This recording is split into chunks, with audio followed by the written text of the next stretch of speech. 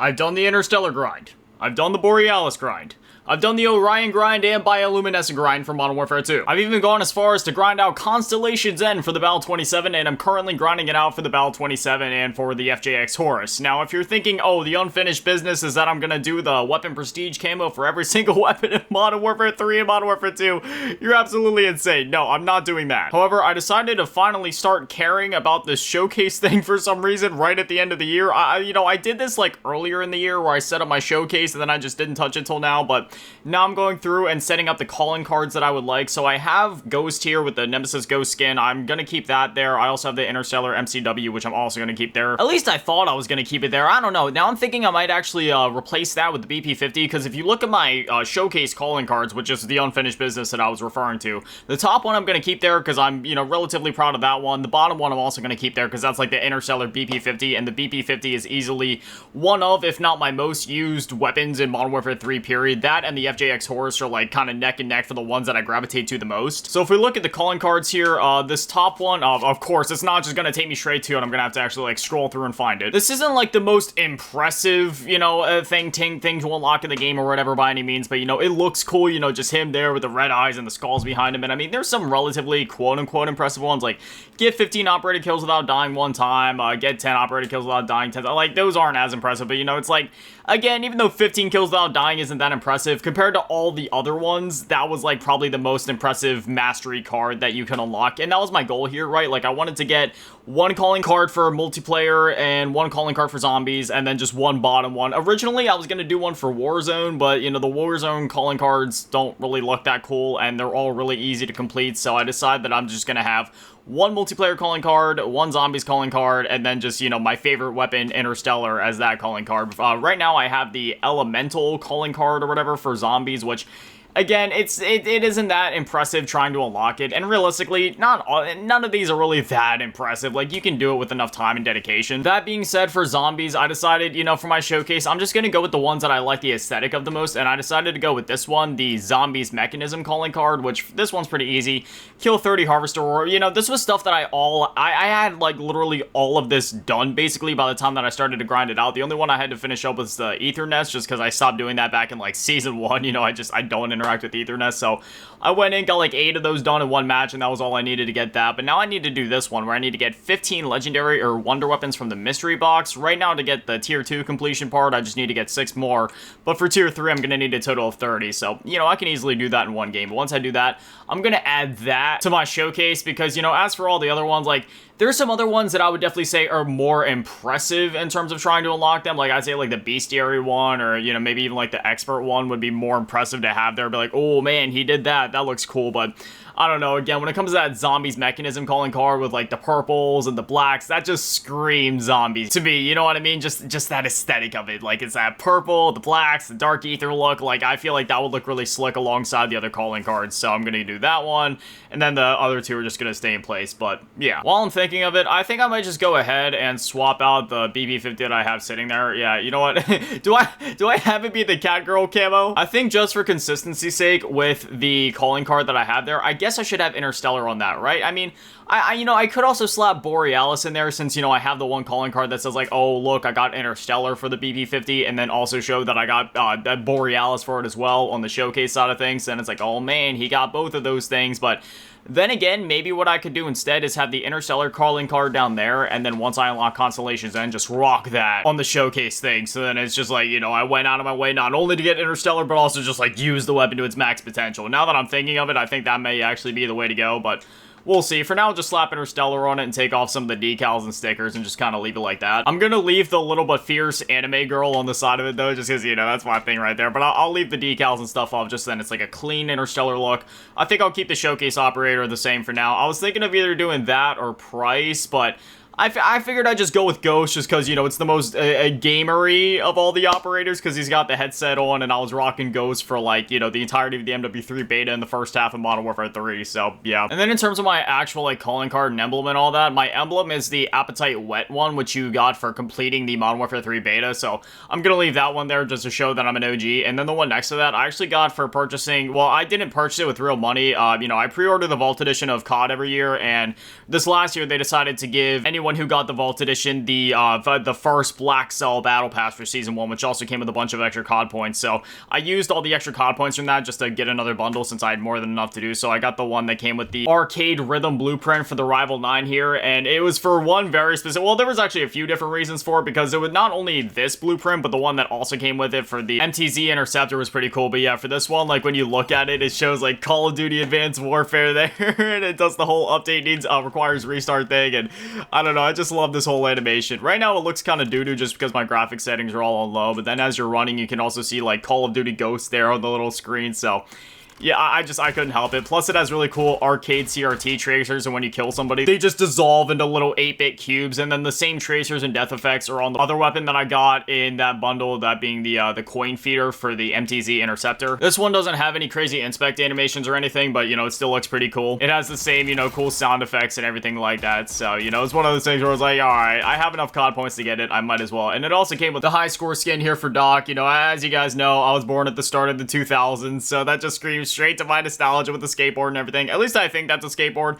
It actually kind of looks like a longboard in a way. I'm pretty sure it's supposed to be a skateboard, but regardless, I mean, you know, same thing. I'm not gonna lie, I'm really salty that they took out Resurgence solos. You know, that's like one of my favorite modes to play in the game, but the closest I can get to it now is duos. When I say in the game, I mean Warzone specifically, by the way. You know, Warzone's one of those things where it's like, in terms of the modes I play the most, multiplayer and zombies are tied, and then like Warzone is like right below that. I love Warzone, I just don't end up playing it as often. When I do play, usually I gravitate towards Resurgence just because there's too much, not commitment with Battle Royale, but there's too much, I guess, like risk reward there, where it's like, oh, if you survive, you might win, but, you know, if you don't, then you're just kind of screwed. Whereas Resurgence, you have that second chance. I do still make sure to go in and get at least one solo win every year on the new Battle Royale, just be like, hey, I gotta win on the new map, and then that's kind of that, and then I just kind of stick with Resurgence anytime I need my Warzone fix. What's it on right now? Rebirth Island? Yeah, sure, why not? You know, I was considering maybe playing Zombie Royale in this video, just since it's like an LTM, but I did already make a video on that, so let me try to do a solo Resurgence duos and see if I can even manage to do that. As I mentioned before, I am going for the weapon prestige camos for the BP50 and the FJX Horse. I'm making really good progress on the BP50 right now. I just need I need 206,000 more XP to get Mercury, and then I'll need 300,000 more to get, you know, Constellation's End, but it'll definitely be worth it. Oh, wait, no, before the game starts, I want to, yeah, get the jack-o'-lantern on there. Halloween vibes. If you're wondering why I'm using a different skin over here in Warzone than I normally do, it's because I wanted to use a skin that doesn't just stick out like a sore thumb to see if maybe that would give me a better advantage. Obviously, I didn't want to use a skin that's too cheap, like the one Groot skin where it literally kind of makes you, like, semi-invisible in some environments, so I went with the shaded soldier skin from Makarov, which I believe came with one of the previous battle passes.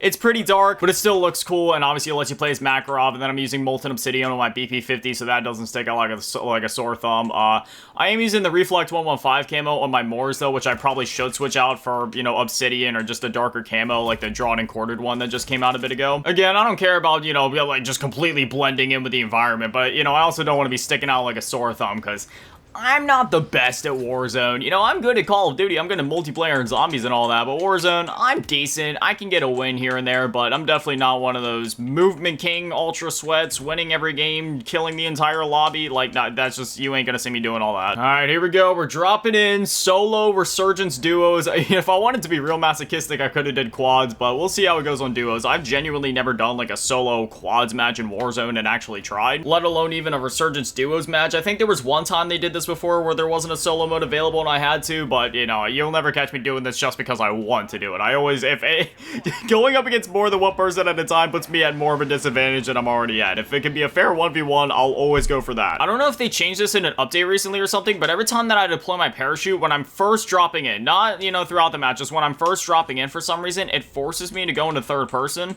I don't know if that's like a setting you can change or if that's just like the default now for some reason. Whoa. For some reason, the sensitivity feels even more wonky than usual today. I've always complained about it whenever I play on PC, how for some reason they decided to make the settings for like sensitivity and aiming on PC when you're using a controller different from console. I have no idea why. There may be a way to make it more similar to console. I'm really not sure, but yeah, I don't know. Even still, it just feels even weirder today. Maybe it's because I literally just got done with like a 3-hour console session, like, you know, right before recording this video, so my brain's just attuned to that, but yeah, man, this feels wonky. So far, I'm not seeing anybody. I don't, you know, my goal here is just to get my loadout, so I can hopefully work towards getting some more XP for that, obviously. Hopefully get a few kills.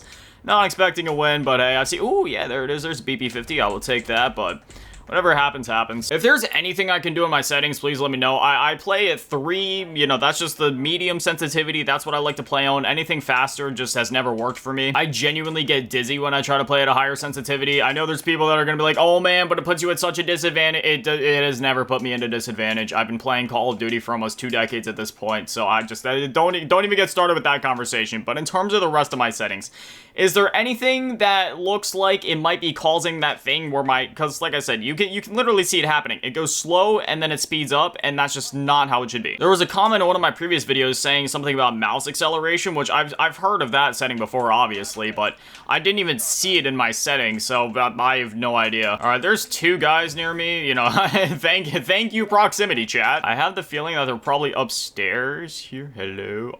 I kind of wish that I had my push to talk binded so that I could actually talk to these people sometimes, but then again, I don't actually wish that. See, the thing is, these guys have terrible mics, so I can't even understand what they're saying. Oh, okay, I see him right over there. They're right across the street. You know what? I'm just gonna go for it.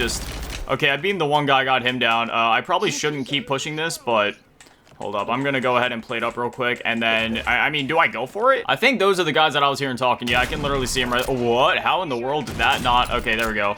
Broke his armor, and then... That hurt it. I didn't think that it was actually gonna hit me. I didn't realize that precision airstrikes could hit you even if you were inside of a building. Like, that doesn't even seem right. What? Okay, there's multiple guys over here. Actually, these were the guys that I was literally just chasing moments ago. So if I can... Nope, that's not happening. That's not happening. Why did I push it? I should not have done that. I was doing so good before that. I mean, not really. I really wasn't, but, you know, I was at least doing decent. Less than 25, we're still standing. They hit us hard that time. Let's regroup and get back up there, yep. Yeah, I'm done. There's also these other camos that I kind of want to go for here. I mean, I don't know. They, like... I don't know, they look alright, but they're not animated or anything, so I might go for them. Like, I'm so close to beating that one that if I just play a couple matches, I'll end up, you know, getting it naturally. And I think you're able to unlock these even after the seasons are over. Correct me if I'm wrong about that, but...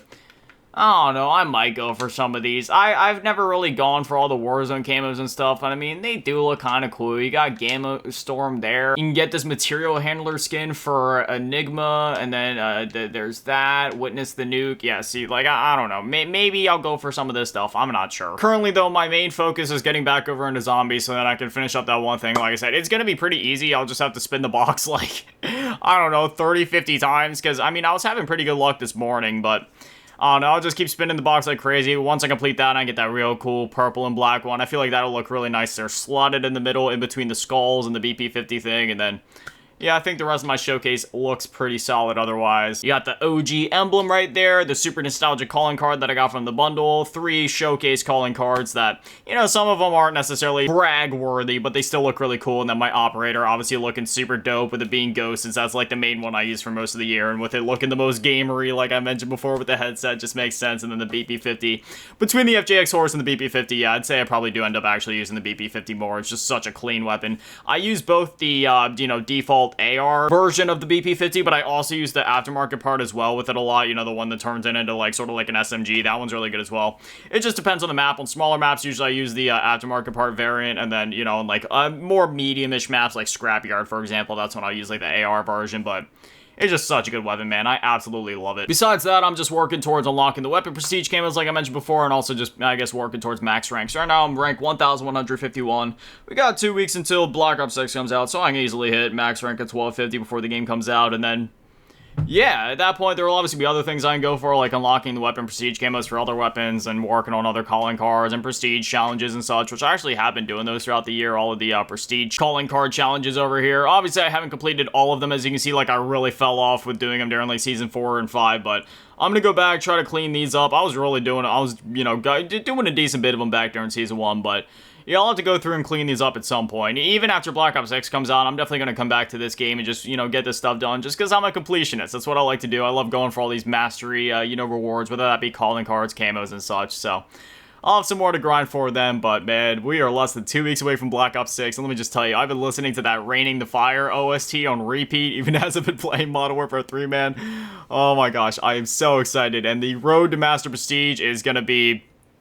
it's gonna be an exciting one, I'll just say that. When Black Ops 6 drops, I don't care. I'm just gonna be grinding the game. It sucks that they're not doing an early access for the campaign, because normally I like to have that knocked out before the game actually comes out, like within the last 2 years, but obviously that won't be an option this time, so I'm just gonna bunker down, grind out the multiplayer and the zombies, get through at least like the first prestige, and then I'll probably take like an entire day or two to just blast through the campaign, have a good time with that, and then get back on the grind. But I'm probably gonna wait to do that until I at least get the mastery camo unlocked for multiplayer and it hit, you know, at least first prestige. But again, we'll see how everything goes. Prestige is also gonna really change up how the mastery camo grind goes, because obviously, usually, you know, you just unlock all the weapons and you go for the grind, but now it's like, okay, what do I care more about? Do I care more about prestiging, or do I care more about the camos? So, man, that's going to be an interesting balance to strike. I might just have to sit at level 55 for a while before I even unlock any of the camos, which is kind of going to hurt, because that'll feel like wasted XP in a way, so I don't know. We'll see how it goes once, you know, Black Ops 6 actually comes out. But anyway, as always, massive shout out to all the Patreons and channel members. Thank you to all leaving the low baller tier, and an even bigger shout out to all the big baller tier, Middle King and Big Daddy Manny, and the biggest shout out to all leaving the G tier, Run Events, and Cheese Gold. Thank you guys so much. You guys are literal legends. I love you. Good on you to Ducky, gozaimasu.